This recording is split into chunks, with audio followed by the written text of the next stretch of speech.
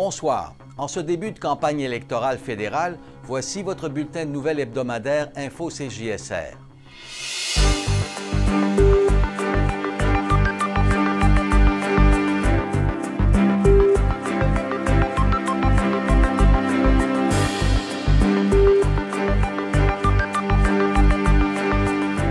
En manchette cette semaine, le chef du Bloc québécois de passage à Neuville. Des entrevues avec deux des candidats pour les élections fédérales, une société d'histoire qui va bientôt voir le jour à Donnacona et une rencontre avec le directeur du Centre provincial d'expertise en énergie biomasse Desjardins. Bonne émission.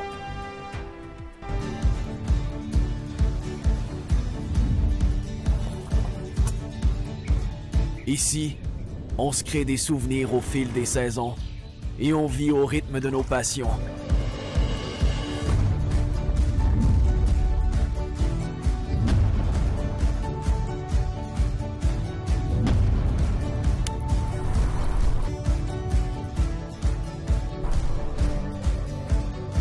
Ici, quand l'aventure nous appelle, on répond.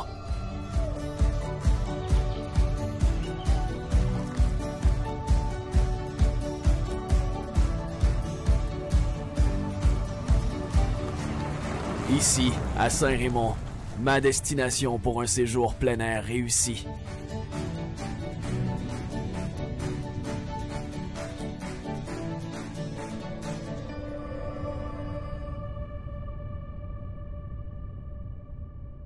Bonsoir, il y aura plusieurs entrevues dans l'émission de ce soir. Élection oblige. Mais commençons avec quelques petites nouvelles de Saint-Raymond.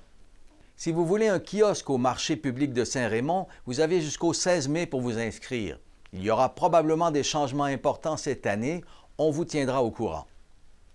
Enfin, vous savez peut-être que le cinéma Alouette de Saint-Raymond offre une activité de défi-évasion, c'est-à-dire une mise en situation où il faut résoudre une énigme. C'est la copropriétaire Annie Plante qui l'a conçue et ce n'est pas la première fois qu'elle fait ça. Philippe Papillon est allé la rencontrer. Alors, je m'appelle Annie Plante. Aujourd'hui, on va vous parler des jeux d'évasion qui existent un peu partout et de celui de Saint-Raymond aussi au cinéma Alouette.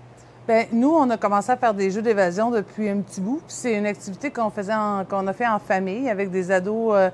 On manquait un petit peu d'idées parfois là, pour rejoindre les deux gars-filles dans l'adolescence. Fait qu'on a commencé à faire des jeux d'évasion. Et là, on a eu la piqûre, on en a fait plusieurs. Et c'est ce qui m'a donné l'idée de l'amener ici parce qu'avec la COVID, bien, tout ce qui était location de vidéos, de films, tout ça, c'était moins, je vais dire, propice. Fait qu'on a éliminé la location puis on a créé les jeux d'évasion. Notre premier jeu d'évasion, il a été créé avec Enigma à Trois-Rivières. Ça, c'était notre premier jeu d'évasion à nous qu'on a fait, qu'on a vraiment aimé. Et il y avait des acteurs qui rentraient dans la pièce. Fait que le premier ici, c'était le scénario Le Boss, où ce que les employés faisaient l'acteur et rentraient faire le comédien dans la pièce, soit pour donner des indices ou soit pour échanger avec les gens. Puis par la suite, après la COVID, on a reparti un jeu d'évasion là, seul de notre côté. Bien, le jeu d'évasion, c'est moi qui l'ai créé en entier, le deuxième et le troisième. Le premier, il avait été créé avec aide d'Enigma. Fait que j'ai vu un petit peu à ce moment-là la réflexion à avoir derrière l'indice, comment on faisait pour monter les indices. Puis après ça, j'ai décidé de me lancer là, seule là-dedans. Dans Parapompo, il y a plusieurs choses qu'on essaie. Il y a beaucoup d'essais-erreurs au début parce qu'on a plein d'idées, on les met en place. Puis parfois, on se dit, je suis pas certaine que c'est une bonne chose parce que soit que ça va faire trop de dégâts dans le jeu, trop long à ramasser. Nous, on aime ça quand c'est familial, fait que c'est à partir à peu près de 10 ans. Un exemple, j'avais pensé à des solutés avec du colorant dedans pour imiter le sang, mais je voulais pas non plus que ça dramatise les plus petits. Fait que là, j'ai retiré ces choses-là, je les transformé en d'autres choses. Fait que il y a beaucoup d'essais, d'énigmes à travers ça. Puis je m'inspire souvent des choses réelles. Fait qu'on part comme dans le paramédic. C'est toutes des choses que les paramédics font dans la vie. Puis je les transforme pour les adapter à un jeu qui va mener à un indice. Okay? Même chose dans les pompiers puis dans la police. Fait que c'est réel jusqu'à un certain point. C'est ça. On sert des outils qui sont utilisés par les métiers d'urgence, mais la finale est différente. La finale donne un indice. Puis par la suite, c'est vrai, on fait toujours des groupes tests. Tu sais, quand mon jeu a été prêt, là, j'appelle des gens que je sais qui font des jeux d'évasion, puis je les informe que c'est un groupe test, puis eux, ils viennent essayer le jeu. Puis tous mes employés ici, ils l'ont aussi essayé. Fait que là, parfois, ils disent, bien, cette pièce-là manque un peu de challenge, il manque des éléments, ou ça, c'est trop difficile, j'étais pas capable de faire le lien, fait que là, je rajoute des éléments pour que le lien soit plus facile à faire.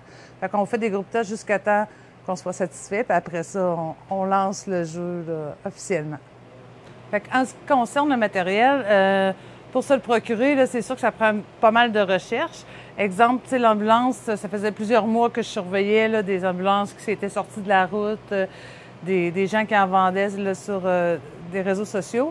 Mais celle-là, elle vient d'une école de formation, du CNDF, et il y avait eu un bris dedans, à cet endroit-là, dans la fenêtre. Et finalement, il avait décidé de ne pas renouveler, de ne pas remplacer les fenêtres, puis de s'en débarrasser. Fait que j'ai sauté sur l'occasion parce que j'avais ce projet-là depuis plusieurs mois. Dans le secteur des pompiers, j'étais allée voir les pompiers d'ici, puis j'ai pris des choses qui étaient non fonctionnelles pour eux, mais qui faisaient l'affaire de mon côté. Et sinon, c'est beaucoup de recherches là, en ligne là, pour trouver des éléments. Là. Il y a des coffres qui viennent des gens du secteur qui avaient mis en vente sur eBay que j'ai ramassé comme ça. Fait que c'est beaucoup d'heures de recherche et de planification, mais ça donne un résultat là, vraiment le fun. Puis, tu sais, ça ici, on a découpé le derrière de l'ambulance, puis on l'a amené ici et rentré là, avec l'aide de mon conjoint. Fait qu'il participe de façon physique à la création du jeu. En ce qui concerne le prix, il y a différents prix. Il y en a pour les enfants, les adolescents, les étudiants, puis les adultes. Fait que 20, 25, puis environ 30 $ là, pour chacune des catégories. Pour réserver, il y a une plateforme en ligne sur le site du cinéma ou sur le site des jeux d'évasion. Là, il y a toujours une plateforme pour réserver. Et les plages horaires disparaissent, en tout cas pour ici, 24 heures avant, vu qu'on doit s'assurer qu'il y a un maître de jeu disponible pour vous accompagner tout le long du jeu. C'est possible de réserver 24 heures, en moins de 24 heures, mais à ce moment-là, il faut appeler. On appelle, on dit hey, « j'aimerais ça aller faire le jeu ce soir, c'est quelle heure tu aurais disponible? » Puis moi, je valide avec les maîtres de jeu s'il y en a un disponible pour le faire. Quand c'est plus de 24 heures, on réserve en ligne, ça se paye en ligne, puis vous vous présentez à l'heure de la réservation. Comme vous le savez, le Canada est en campagne et on sera appelé à voter dans un mois, le 28 avril. C'est une très courte campagne. Le chef du Bloc québécois, Yves-François Blanchette, est passé par Neuville ce mardi avec toute son équipe. Il a choisi Neuville pour parler du projet de pipeline Énergie Est qui traverserait tout Portneuf et franchirait le fleuve vers Saint-Augustin. Il est résolument contre. Voici ce que j'en ai retenu.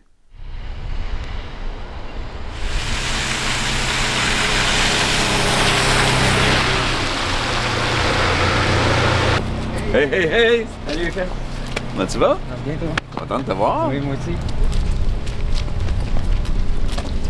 On nous ressort une fable qui, à ce stade-ci, n'est appuyée sur rien, à l'effet qu'il faudrait donc décloisonner, désenclaver le pétrole de l'Ouest canadien pour l'amener jusqu'à la côte atlantique dans le fantasme de l'envoyer vers l'Europe qui n'en veut pas. D'abord, est-il dans l'intérêt national du Canada de garder son économie captive, dis-je bien, d'un modèle pétrolier et carboné qui détruit l'environnement canadien comme celui de partout. Il n'y a pas de retombée économique le moindrement significative pour le Québec dans ce projet-là. La dernière évaluation du coût d'Énergie Est était de l'ordre d'à peu près 15 milliards. Depuis, on a complété le tracé de Trans Mountain, infiniment plus court, 40 milliards de dollars.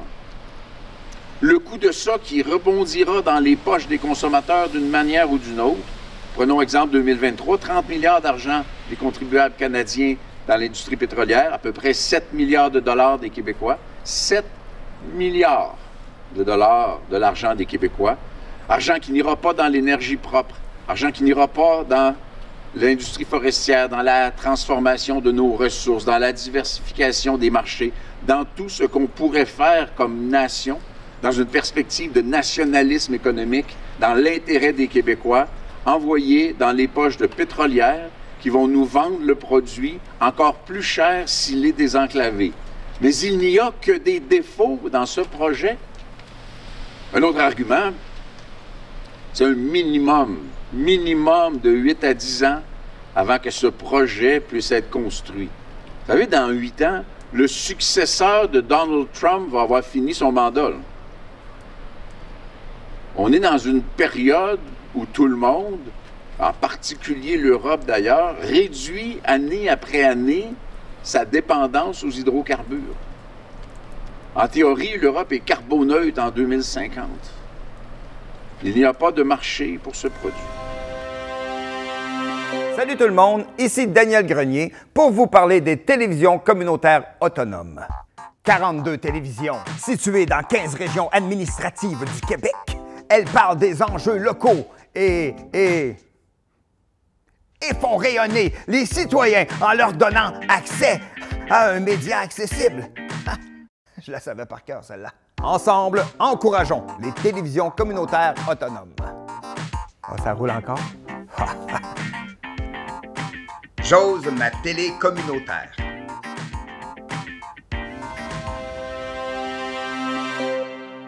Bien entendu, le candidat pour le Bloc dans Portneuf-Jacques-Cartier, Christian Hébert, était avec son chef. J'en ai profité pour l'inviter dans nos studios. Il a ajouté une couche d'arguments contre le projet de pipeline. Le secteur de la MRC de Portneuf et de Saint-Augustin, on est les deux endroits les plus touchés sur le territoire du Québec. Tu as des fermes, des terres agricoles, des zones humides. Juste pour Portneuf, des 425 fermes de Portneuf, il y en a 240 qui sont situées le long du littoral, qui se feraient littéralement couper en deux. Une ferme sur deux? Une ferme sur deux. Hein, qu'on parle à la fromagerie des Grondines, qui séparerait la fromagerie de leur champ. Fait que où le bétail pourrait plus aller paître. Hein. Même dans le maïs sucré, ça ferait que on est dans le coteau, c'est la vallée du Saint-Laurent, fait que nos terres se dirigent vers le fleuve. Fait que passer un oléoduc, ça ferait que le drainage de nos sols couperait là. Hein. Ça veut dire qu'il y a une partie de la terre qui deviendrait non cultivable suite à ça. Une érablière s'entraînerait pour le reste de la vie du producteur, de sa relève et de la relève de sa relève, qui fasse du camionnage de l'eau d'érable d'une partie de l'érablière vers l'autre côté. On peut pas mettre des tuyaux? Non, c'est impossible. Hein. Fait que même les producteurs qui se disaient bah, peut-être qu'il y aura un intérêt, hein, quand ils voyaient qu'est-ce qu'en étaient les implications, c'est une catastrophe. Le domaine Hébert, le verger du roi qui est situé sur le bord du fleuve ne serait pas touché. Ce serait sur la terre de mon voisin un peu plus haut. Advenant un dégât, une toute petite fuite, parce que n'importe qui a déjà vu, qui travaille dans ce secteur-là ou qui a vu de la plomberie, il n'y a rien qui est parfaitement étanche. Une petite fuite du réseau entre Deschambault puis Saint-Marc ferait que dans les minutes qui suivent, tous nos étangs d'irrigation pour notre production horticole, hein, ça serait la fin. Ça serait la fin de la pomme à Deschambault. Hein. Ça serait la fin de la framboise à Deschambault. Pour mes voisins, ça serait la fin de leur production de soya. Ça serait vraiment une des pires catastrophes environnementales. Hein. Le temps qu'on décontamine, quand même. Il y aurait un temps de décontamination. Ah, mais pour des terres agricoles, une fois qu'une terre agricole est contaminée, c'est pour toujours. Hein. Puis si aller visiter dans l'Ouest, aller faire un tour aux États-Unis, hein, même des cas récents dans l'Ouest canadien de kilomètres et de kilomètres de belles terres agricoles qui sont complètement contaminées. Hein. Puis en plus, c'est très technique, ce type de pétrole-là qui veulent passer dans cet oléoduc-là contient beaucoup plus de matières qui sont des solvants que n'importe quel autre. Hein. Fait que ça serait vraiment l'oléoduc le plus critique, le plus dangereux qui serait construit en Amérique. Hein. On a aussi parlé de la réaction canadienne aux tarifs des États-Unis. Son parti prône davantage le dialogue plutôt que la guerre commerciale. Les États-Unis mettent leurs tarifs. Hein. À Ottawa, sans vraiment nous consulter, ils décident de mettre des contre-tarifs.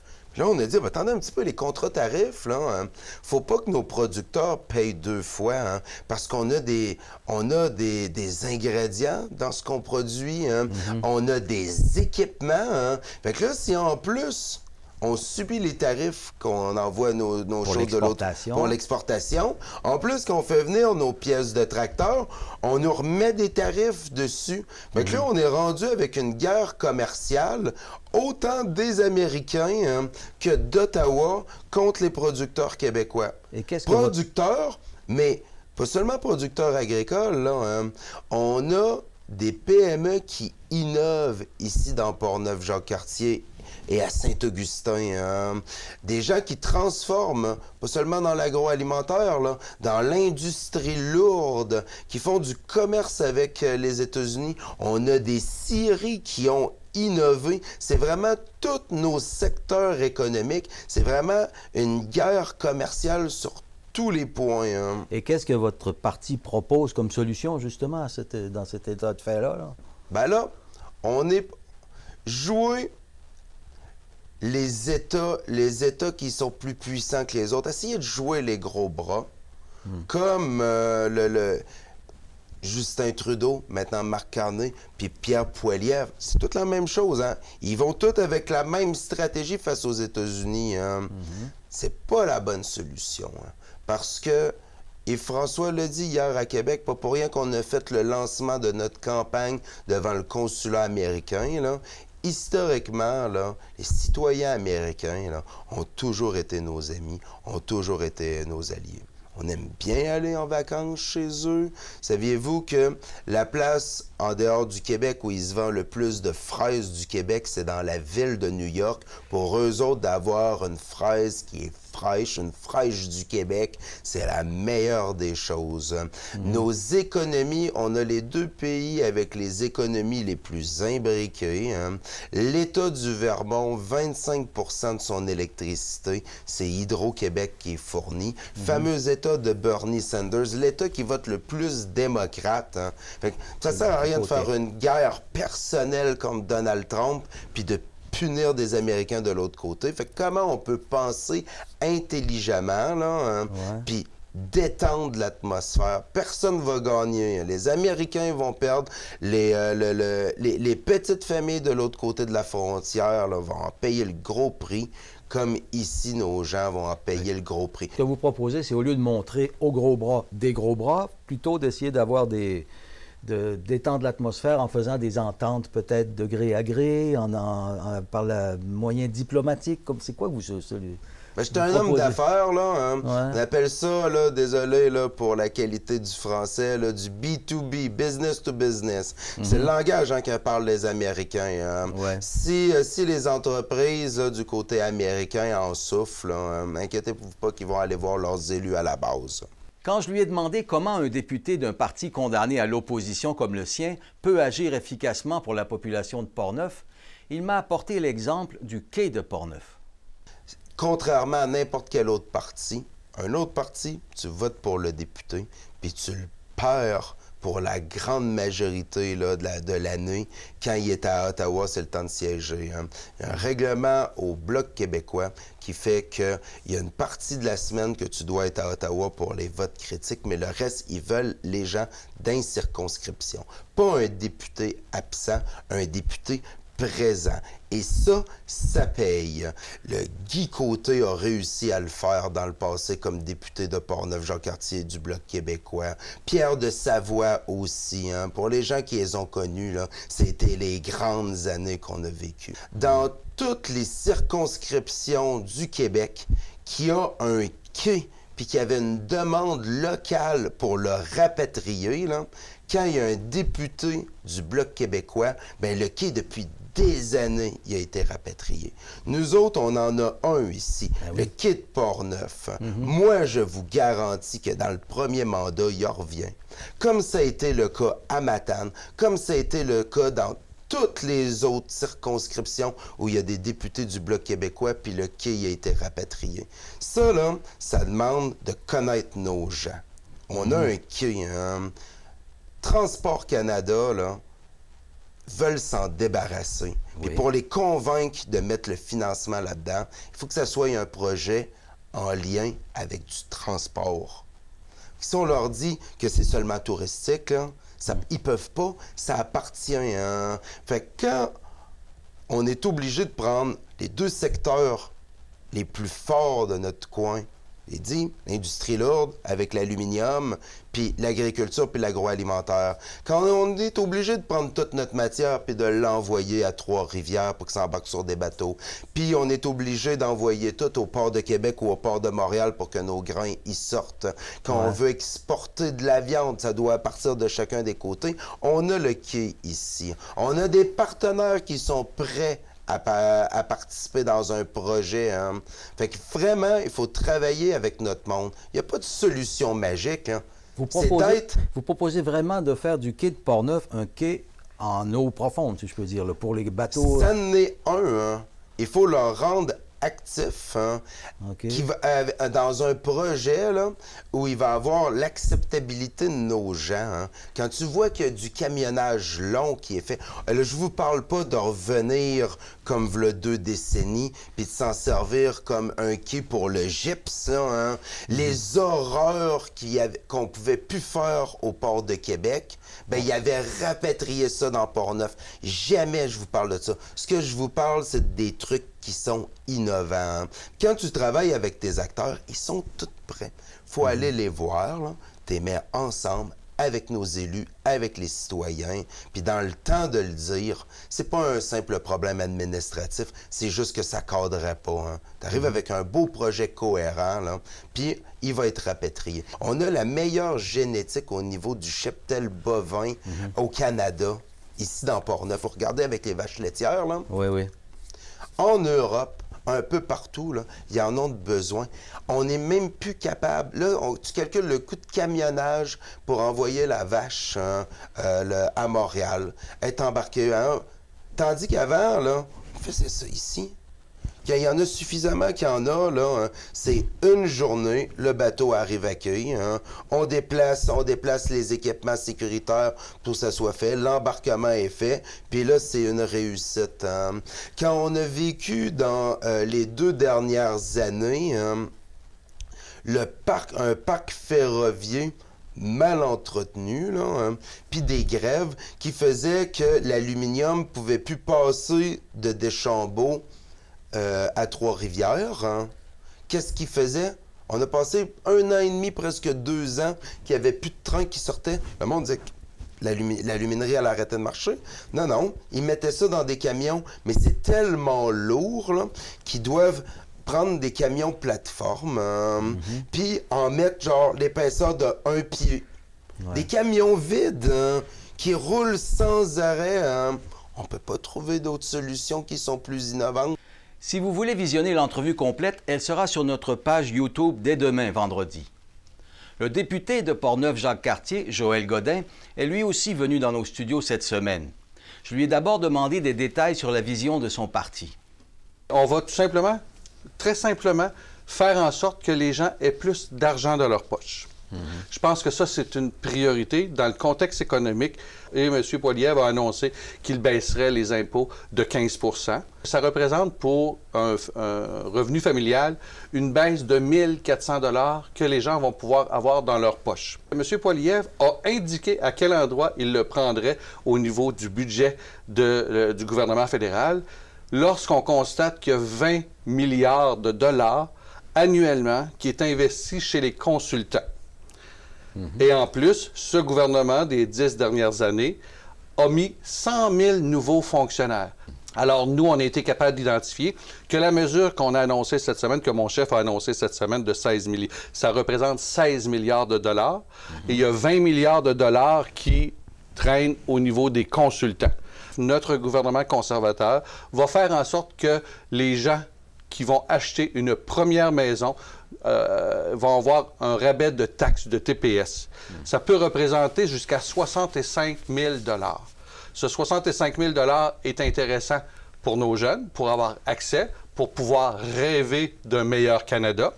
Et également, on fait une pierre deux coups. C'est qu'on permet aux entrepreneurs et aux travailleurs en construction d'avoir un achalandage dans un contexte où on se doit de créer de l'économie. Nous avons mis en place un programme qui va permettre aux aînés de ne pas être imposés pour aller travailler de façon partielle dans les entreprises. Vous allez monter le seuil à Le partir seuil jusqu'à 34 000 $, ce qui veut dire que les aînés vont pouvoir travailler et gagner jusqu'à 34 000 $ sans impact sur l'imposition, sur leur déclaration d'impôt.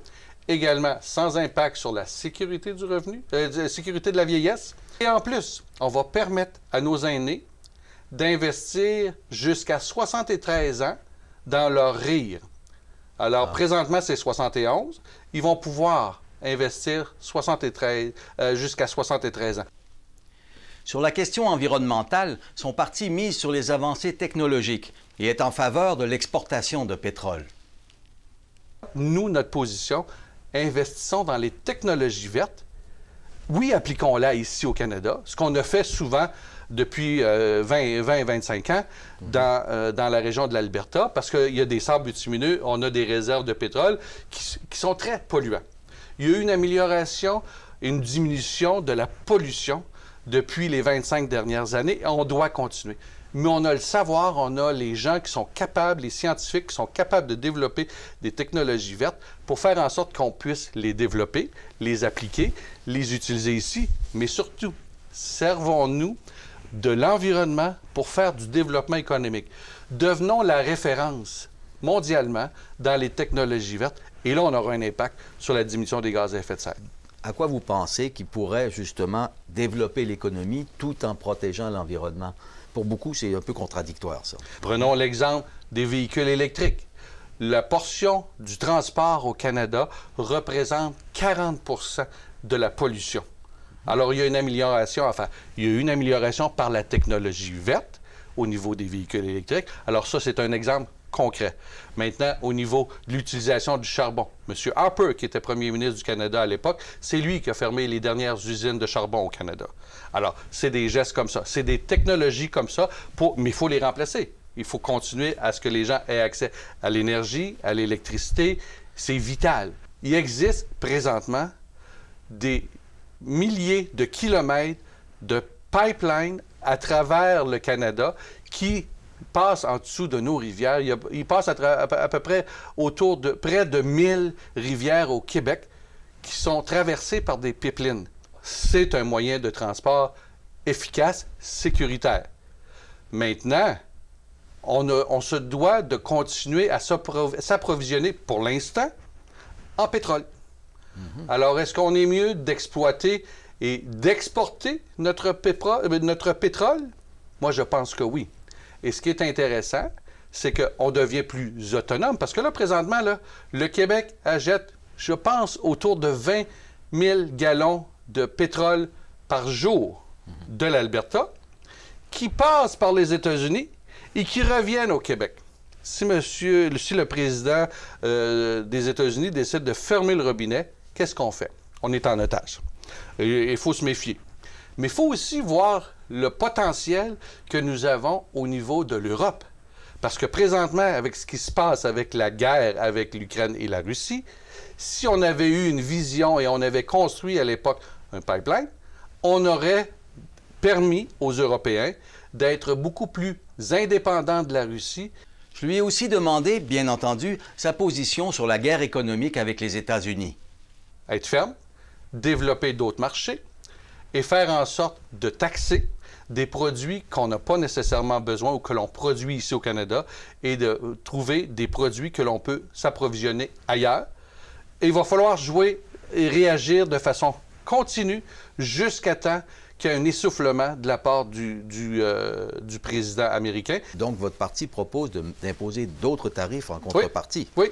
OK. Oui, absolument. Mais ça peut faire mal aux entreprises exportatrices, justement. Et c'est pour ça que M. Poilievre a dit « Nous allons soutenir les entreprises qui vont écoper. Alors, c'est pour ça qu'il va falloir se réajuster et prendre, parce que les tarifs génèrent des revenus. Il ne faut pas que ça devienne une taxe qui va aller dans les coffres pour compenser les déficits que les libéraux ont créés. Il faut prendre cet argent-là, qui est de la nouvelle argent, qui va servir à aider nos entreprises et nos travailleurs. Pour aider les entreprises, son parti veut aussi faciliter le recours aux travailleurs étrangers temporaires. De nombreuses entreprises de la circonscription ont des travailleurs étrangers temporaires. Je vais prendre le temps de bien l'expliquer. Pendant la COVID, il y avait 30 de la masse d'employés, le pourcentage d'employés qui était permis pour des travailleurs étrangers temporaires. Ça a été diminué à 20 %. Et de façon sortie de nulle part, le ministre de l'Immigration, Mark Miller, en janvier dernier, a décidé de baisser ça à 10 %. Et en plus, oblige le renouvellement des permis pour seulement qu'1 an. C'était 3 ans, et là, aujourd'hui, c'est 1 an. Je peux vous dire qu'il y a énormément d'entreprises qui sont venues à mon bureau de comté, qui m'ont fait des représentations. Ils vont être obligés de fermer ou réduire les heures d'ouverture de leur entreprise. Par manque de main-d'œuvre. Par manque de main-d'œuvre. Le gouvernement du Québec réclame depuis plusieurs années d'avoir accès à un meilleur contrôle de l'immigration. Alors, notre chef s'est engagé à donner plus de pouvoir au Québec. Mais évidemment que, exemple, pour ce qui est des immigrants réfugiés, c'est des accords entre pays. Alors, on ne donnera pas la responsabilité au Québec. Mais les travailleurs temporaires, la gestion va être faite par le Québec. Et en plus, notre chef a dit hier qu'il allait adapter ses politiques pour répondre aux besoins des entreprises, des petites et moyennes entreprises du Québec. Les illégaux, on va leur dire bye-bye. Mais les gens qui participent à la création de la richesse ici au Canada, on va les conserver chez nous. J'ai travaillé beaucoup sur cette politique-là dans les dernières semaines pour convaincre notre parti à le mettre dans la plateforme électorale. Alors, j'en suis très heureux et j'espère que nos entreprises vont l'accueillir de façon très positive, cette mesure-là. Enfin, j'ai voulu savoir comment il conciliait son travail à Ottawa et les besoins des gens de Portneuf-Jacques-Cartier. Comment vous voyez votre travail, comment vous voyez votre influence au niveau gouvernemental à Ottawa? Comment vous pouvez aider les gens de votre comté, quoi? En fait, je pense que, c'est d'être à la table des décisions. On comprend que le Bloc québécois ne sera jamais à la table des décisions. Nous, les possibilités sont très grandes qu'on soit à la table des décisions. Alors ça, c'est un premier élément.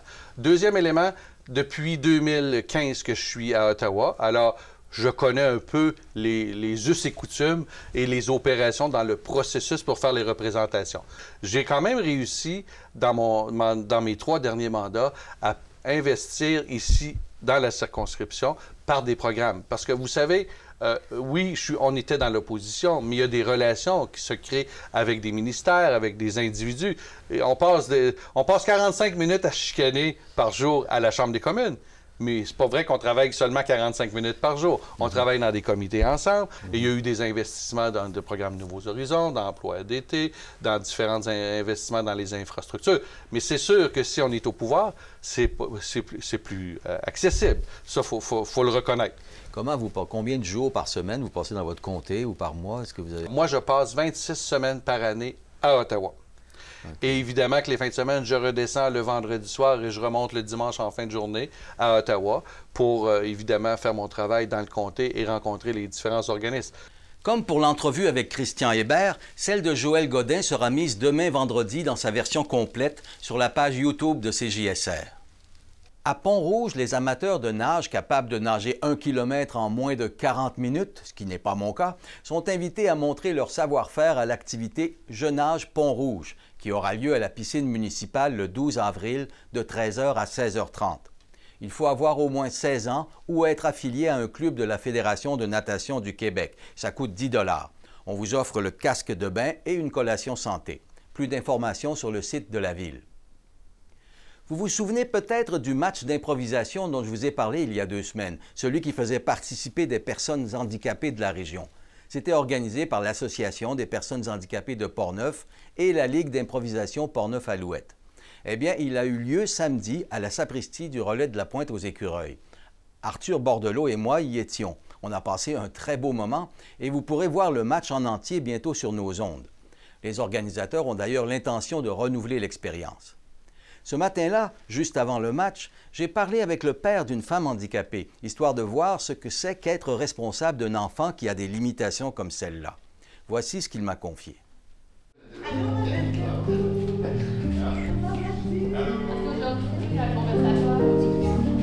C'est une journée de détente pour elle. Elle aime ça regarder, elle aime pas ça participer. C'est pas un enfant qui participe. Elle aime ça être solitaire, mais sauf qu'elle aime regarder, puis ça lui fait changer d'air un peu.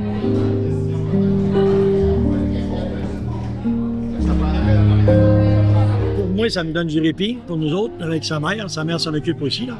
Ça nous donne un certain répit, puis ça nous fait faire autre chose que toujours être dans la maison, puis la sortir un peu, ça lui fait faire des sorties, ça lui fait faire plein de choses qu'elle fait pas avant, là. C'est ça qui est intéressant, cette association-là. Ils font plein de choses, ils vont jouer au hockey, ils vont, tu sais, plein d'affaires. Il en manque encore beaucoup de choses à faire, là, mais ça va venir un jour, là, probablement.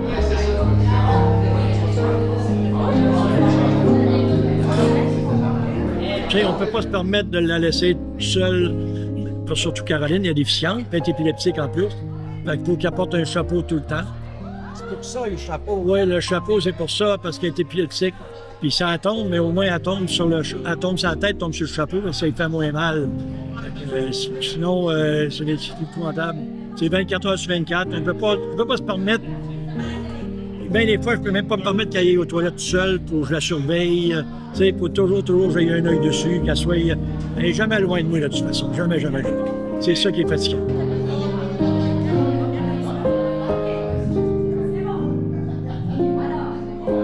Vous ne pouvez pas travailler tous les 2 par an, c'est sûr. Non. On a un répit chacun, là. Mon ex aussi, c'est mon ex. Elle travaille, elle aussi, de son côté, puis moi, je travaille de mon côté. Mais occasionnel, elle là, puis moi aussi. Fait qu'on se partage les tâches, les deux.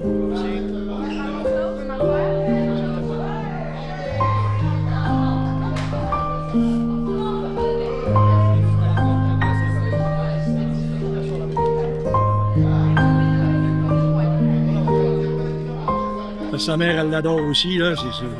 Il y a des avantages quand même. Ah, ben oui. C'est comme nous autres, on est un couple qui est séparé, mais avec Caro, là, on peut pas faire autrement qu'être en bon terme, puis c'est des enfants qui amènent beaucoup d'amour. C'est épouvantable. Tu peux pas faire autrement qu'aimer un enfant comme ça. C'est une perte. C'est une perte.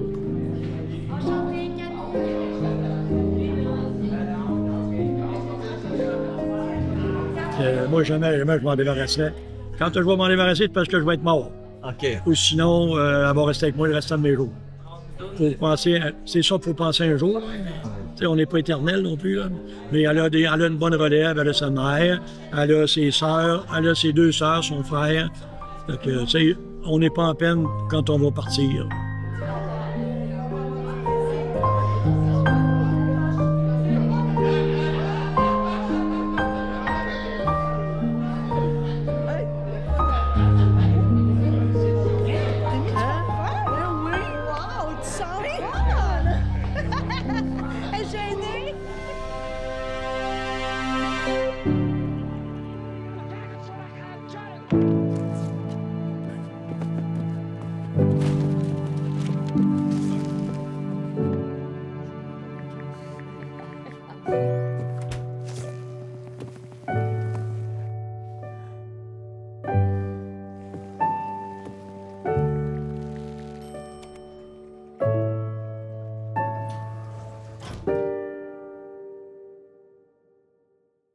La télévision communautaire autonome parle des enjeux locaux, donne une voix aux citoyens et citoyennes, en plus de faire rayonner les talents d'ici. Accessible à tous, elle appartient à la communauté et donc à vous. J'ose ma télé communautaire, mon média de proximité.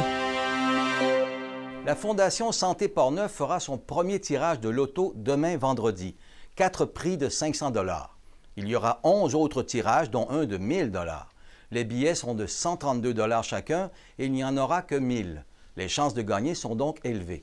Vous pouvez les acheter en ligne au www.santéportneuf.ca ou en téléphonant au 88 337 3658. Les profits vont à la Fondation qui soutient tous les centres de services de santé à Portneuf, de l'hôpital jusqu'aux soins à domicile.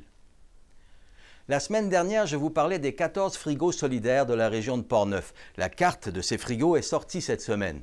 Les seules municipalités qui n'ont pas encore le leur sont Saint-Uribe, Deschambault, Lac-Sergent et Neuville. C'est Solidarité citoyenne Portneuf qui s'occupe du réseau. Comme je m'entretenais avec sa présidente Karine Durocher la semaine dernière, j'en ai profité pour en savoir plus sur cet organisme. Qu'est-ce que ça fait exactement, Solidarité Notre citoyenne organisme est Portneuf? moins connu parce que on était longtemps dans l'ombre. On était fiduciaire on est encore fiduciaire de la table de concertation en sécurité alimentaire et également de la démarche en développement social Portneuf Ensemble. Quand vous dites fiduciaire, ça veut dire que c'est eux qui vous financent, c'est ça que ça veut dire? Fiduciaire, c'est que c'est nous qui signons les ententes. Eux ne sont pas des entités légales, donc c'est des rassemblements de personnes, des concertations qui ne sont pas constituées légalement. Donc nous, comme on est un organisme de charité, on est un organisme légalement conçu. On est un organisme qu'on dit parapluie.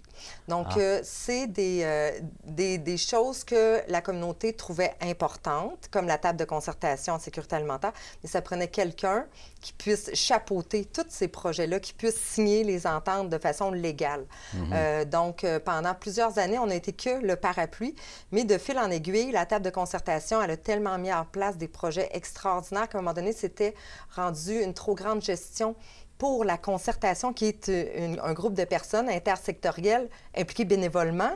Donc, tu sais, à un moment donné, quand on vient avec de la gestion terrain, de la gestion de véhicules, de la gestion de denrées, tout ça, là, ça devenait très, très, très dans le détail là, de la logistique et de l'organisation. Donc, il y a un peu plus d'un an, la décision a été prise que toute action terrain que la table avait mis en place relève maintenant de l'organisme qui portait de Solidarité citoyenne Portneuf Ensemble. OK. Puis est-ce que vous êtes le parapluie de d'autres organismes aussi? On est aussi fiduciaire de la gériatrie sociale avec la table de concertation des aînés de Portneuf. Ah, OK. Une autre table, c'est le même principe. Là. Mais la table la différence, c'est que la table des aînés, elle est constituée légalement, mais elle n'avait pas de numéro de charité. Donc, nous, on a levé la main pour pouvoir bénéficier de des sommes là, qui n'auraient pas pu descendre. Fait que l'idée, c'était vraiment de pouvoir faire bénéficier au maximum Portneuf des enveloppes financières possibles, là. Comme un peu la démarche Portneuf Ensemble, là, que c'est des grosses sommes d'argent. Ça va prendre un 300 000 $ qui descend dans Portneuf, qui est injecté dans différents projets pour améliorer des situations. Puis il y a 6 chantiers, il y a 6 angles différents qui ont été établis comme étant des priorités dans Portneuf, où est-ce que là, l'argent est séparé parmi ces chantiers-là. Et Action Solidarité, j'allais dire Action citoyenne, c'est un autre organisme. Solidarité citoyenne Solidarité citoyenne Portneuf, ça existe depuis combien de temps, ça? C'est un organisme que, initialement, ça a été... c'était un échange de services. Ça s'appelait l'Échangerie de Portneuf, imaginez-vous. Donc, ouais, ça fait un bon moment. En 2016, j'étais pas là à l'époque, le 2016-2018. On vient de faire l'historique, de rédiger l'historique, puis c'est vraiment tout qu'un document, là. Ah oui, oui, ça a beaucoup bougé. Ça a beaucoup, beaucoup bougé au fil des ans, là. Donc, ouais, depuis à peu près 2016-2018. Mais on a vraiment changé. Quand on a voulu aller chercher le numéro de charité, de don de charité, il a fallu vraiment revoir la mission. Puis c'est là qu'on a dû se départir du projet d'échangerie Portneuf parce que quand on a un numéro de don de charité, ça doit s'adresser à des personnes vulnérables, plus des personnes dans le besoin. Là. On ne peut pas être là. Tandis que le projet d'échangerie, c'était vraiment un échange de services, fait que c'était pas relié à des gens nécessairement dans le besoin. OK, je comprends, je comprends. Fait que, ça fait quand même plusieurs années, mais c'est vaste. Bon. Bien, merci beaucoup d'être venu nous expliquer tout ça. C'était très intéressant et bonne chance pour qu'il y ait des frigos partout et des bénévoles partout qui aiment aller aux échanges d'aliments. Merci, M. Aubert. Allons maintenant du côté de l'ouest de Portneuf. À Saint-Casimir, il y aura une projection de 8 courts-métrages présentant 8 personnes âgées, dont 6 résidents du CHSLD. Des films de Nadine Baudet et Christian Mathieu Fournier de l'entreprise Les Vues du Fleuve. C'est offert par le Centre d'archives régional de Portneuf. C'est donc jeudi le 3 avril à 19h au Théâtre des Grands Bois. Le prix de 5 $ à l'entrée servira à soutenir la mission du Centre d'archives. À Saint-Marc-des-Carrières, vous le savez peut-être, il y a le Centre provincial d'expertise en énergie biomasse, qui fait de plus en plus parler de lui à l'extérieur de Portneuf. J'ai reçu son directeur, Jean-Pierre Naud, la semaine dernière. Mais avant d'écouter l'entrevue, je dois vous avouer quelque chose. Si vous allez sur le site web du Centre, vous allez voir mon nom, parce que je fais partie de l'équipe, même si c'est seulement comme appui. Je suis loin d'être un spécialiste. Mais je crois à cette initiative. J'espère que ça n'a pas trop teinté mes questions. C'est à vous de juger. Bonjour Jean-Pierre, bienvenue dans les locaux de CJSR. Il paraît que le centre d'expertise est en pleine effervescence, là. Tu fais des conférences partout, là. Il y a tellement de soucis au niveau de l'approvisionnement énergétique de proximité, donc on en parle beaucoup, surtout dans le contexte géopolitique mondial actuel. Qu'est-ce que le centre d'expertise a à offrir pour ça, là? On s'est rendu compte qu'il manquait de connaissances, de savoir-faire dans l'accompagnement, l'implantation, pour réussir l'implantation de systèmes de chaufferie à partir de la biomasse locale résiduelle. Parce que ce n'est pas les volumes qui manquent, il y en a énormément. Donc l'objectif, c'est vraiment d'encourager l'utilisation de la biomasse résiduelle locale plutôt que, par exemple, le mazout ou l'électricité. C'est ça l'objectif, là? Bien, c'est un peu d'économie circulaire parce que finalement, il y a énormément de biomasse résiduelle présentement au Québec qui est non valorisée, puis souvent qui est transportée et enfouie vers des sites d'enfouissement ou des décharges. Il faut payer en plus pour le faire enfouir. Il faut payer. Donc, souvent, les MRC vont payer des deux mains. On va payer pour l'enfouissement, puis on va payer pour faire venir du combustible qui vient des États-Unis ou de l'Ouest canadien. On va produire énormément de GES par le transport de ces matières-là. On transporte du mazout pour chauffer l'église, puis à quelques kilomètres d'église, on enfouit du bois, de la biomasse. Ça paraît parfaitement absurde, dit comme ça, là? Bien, c'est ça, c'est exactement ça. Puis dans le village voisin, bien, on a une église qu'on chauffe électrique, puis à quelques kilomètres aussi, on enfouit de la biomasse. Si on chauffe nos bâtiments avec de la biomasse locale, bien, on va libérer des volumes importants d'énergie électrique qui vont servir au branchement des véhicules, qui vont servir à alimenter l'industrie, qui vont servir à allumer des lumières. C'est sûr que l'électricité, c'est mieux pour faire tourner les moteurs que pour chauffer, il me semble. Exact. Donc, le principe, c'est la bonne énergie à la bonne place. Okay. Mais quand tu dis la bonne énergie, est-ce qu'il y a vraiment assez de ressources en biomasse dans les régions pour libérer tant d'électricité que ça? C'est impressionnant. Ah bon? Okay. En 2021, le gouvernement du Québec a fait faire une évaluation, un inventaire des types de biomasse disponibles dans chaque région du Québec, résiduelles, là. On ne coupe pas de bois en forêt, là. C'est des millions de tonnes. Une tonne remplace 340 litres de mazout ou 240 litres de propane qu'on fait venir de l'extérieur du Québec. C'est de l'argent rural qui sort de la ruralité. Ben oui. OK? C'est quoi la vision, là? Instaurer des chaudières dans tous les villages? Comment tu vois ça? On a un rôle important parce qu'on a eu du soutien financier, par exemple, de différents gouvernements pour aider à mettre en place des stations, dans mon service, comme pour l'essence, là. Exactement, des stations-service de biomasse, mais dans toutes les régions du Québec. La première question de la personne qui a de l'intérêt à s'en aller vers un équipement pour utiliser son propre combustible, où je prends la biomasse. Donc en Europe, ça fait des années qu'ils valorisent, puis nous, on commence, là. Alors que nous, on a du bois en veux-tu en v'là, là. C'est ça l'idée, là. Qu'est-ce que tu réponds aux gens qui disent « Oui, mais c'est du CO2 qu'on envoie dans l'air, ça? » Bien, en fait, le bois qu'on va récolter, lorsqu'on enfouit ce même bois-là, lui, en se décomposant, il va produire du méthane, qui est multiplié par 25, je me souviens jamais. Oui, c'est plus un pire gaz à effet de serre. Oui, c'est le pire gaz à effet de serre. Donc, l'autre avantage, c'est qu'on va venir créer des professions émergentes pour garder nos jeunes. Ce qui manquait, c'est de sécuriser la prise de décision.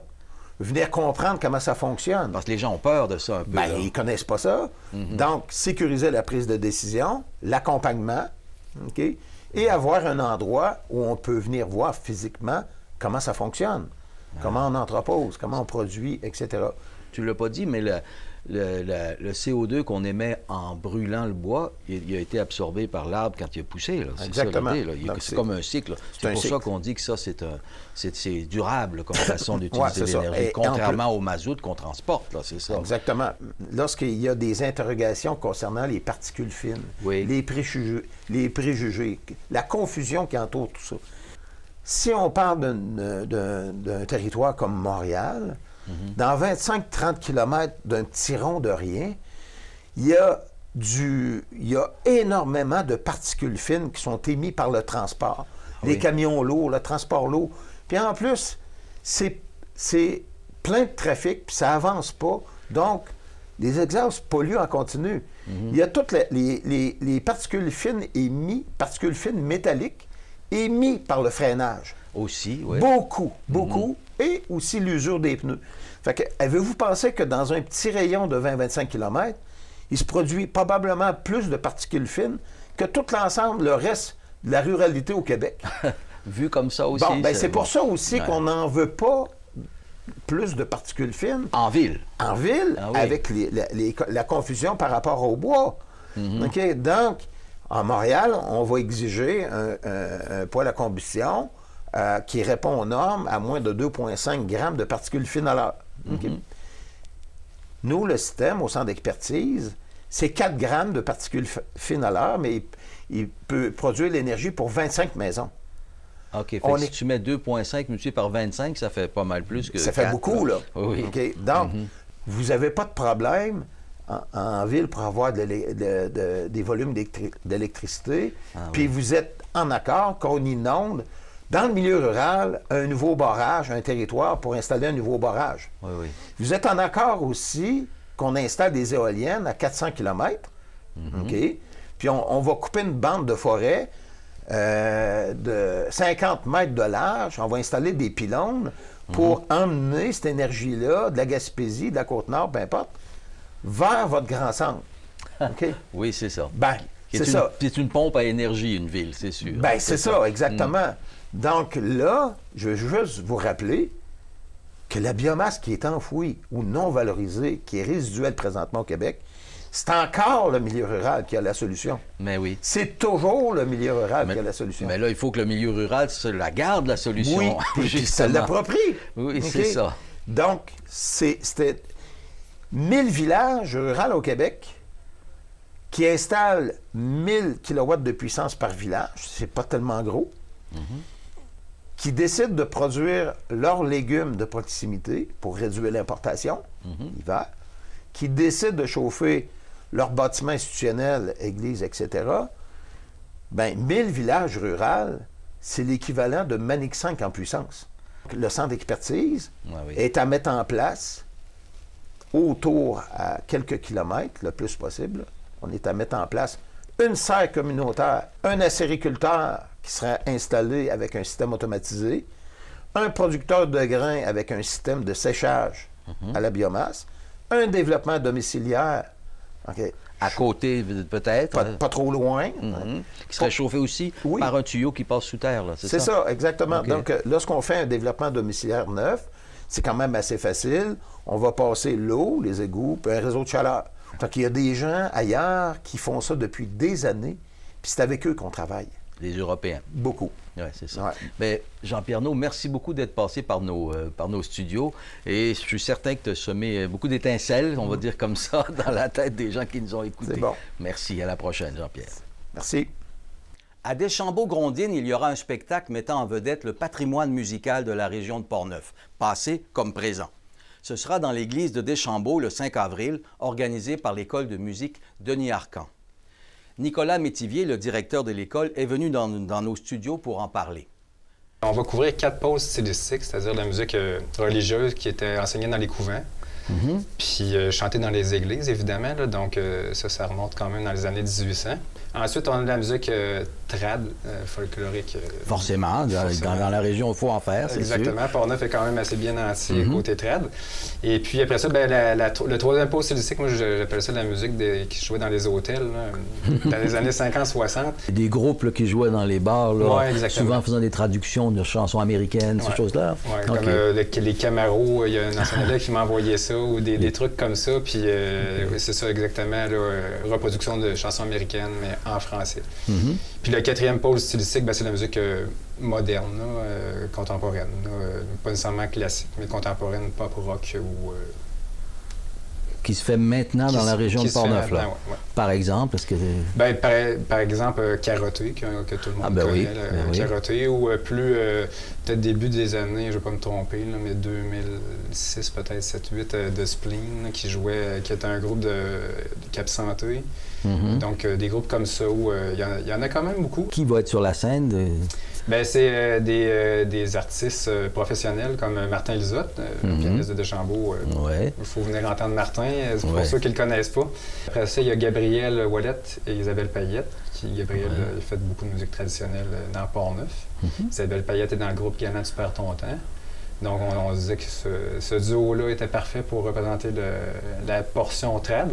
Ensuite, on a Jasmin Cloutier, qui est un guitariste professionnel qui joue dans l'orchestre d'Homme Orchestre.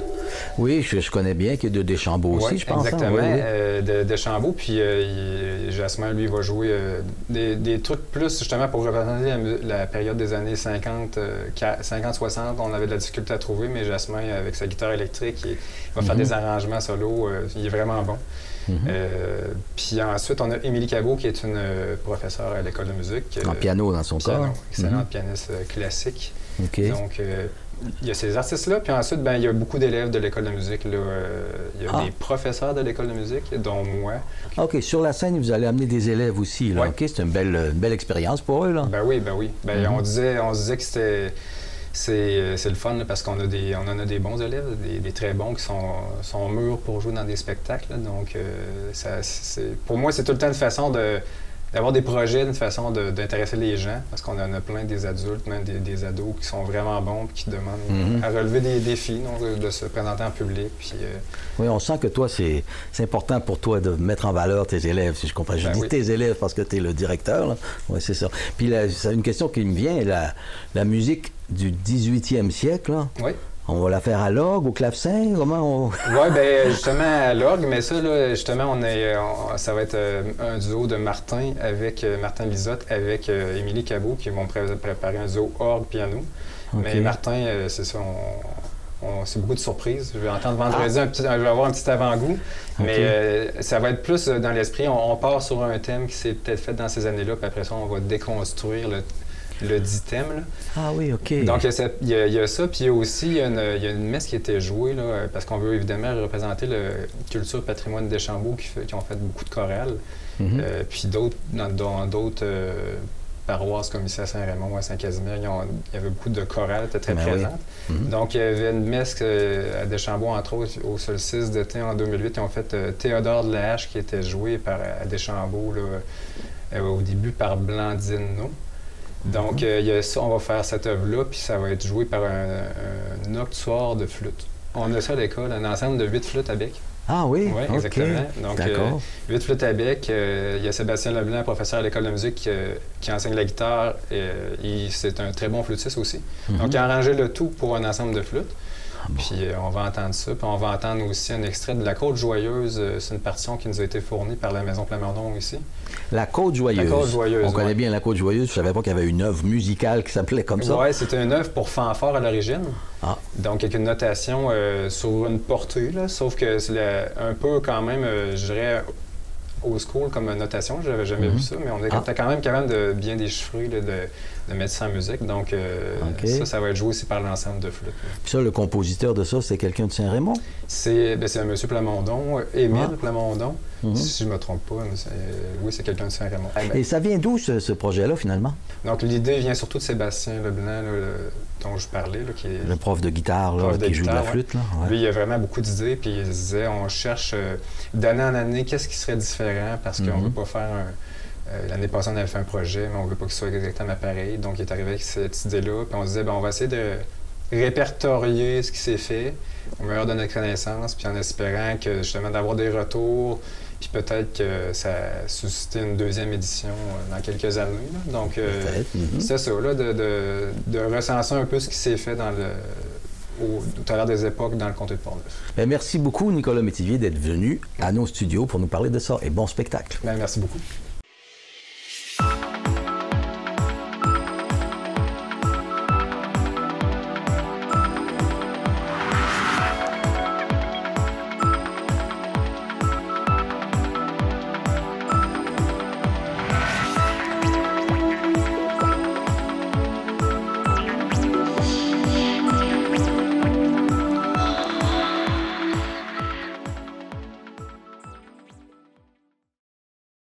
Voilà, c'est tout pour aujourd'hui. J'espère que ça vous a plu et que vous en savez un peu plus maintenant sur ce qui se passe dans votre région. À la semaine prochaine.